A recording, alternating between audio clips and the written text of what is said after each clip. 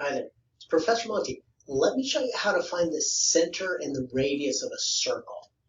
Okay, so standard form of a circle looks like this, where H and K are the center of the circle, the radius is R.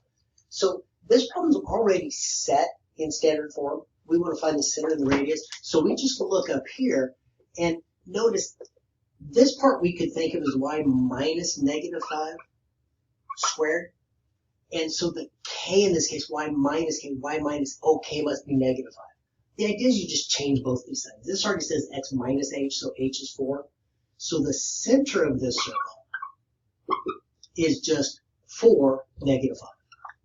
Remember, just change those signs. And then the radius, this is r squared, so the radius is the square root of that. So the radius is the square root of 49, or in this case 7.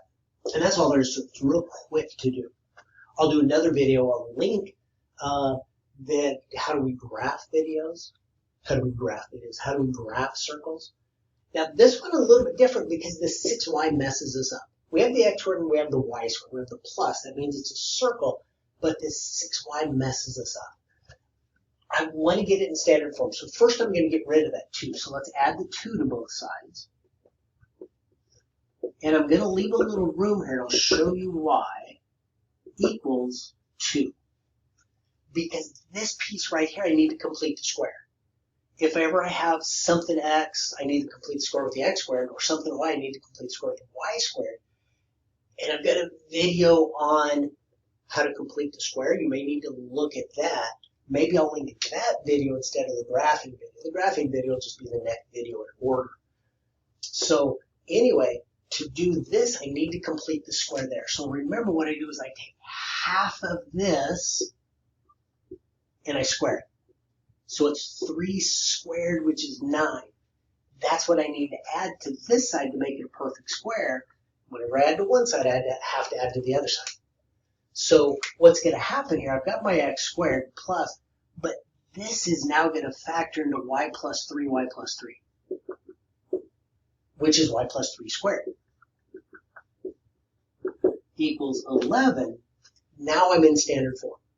Notice I'm not subtracting anything from the x. That means the center, the x value of the center is 0. Because I could write it this way if I wanted to. And then I see, okay, remember, change the signs. So the center is 0, -3. The radius, square root of 11. Remember, I have to take the square root of that to get the radius. But there's my center, there's my radius. A little harder to do. I had to do some algebra to complete the square to get that in the right form, to put it in standard form, so I could easily get the center of the radius. But that's the idea. Remember, if you like my videos, please subscribe, hit like. That'll help other people find these videos, help you find more of my videos. But hopefully they help, and I'll talk to you again later.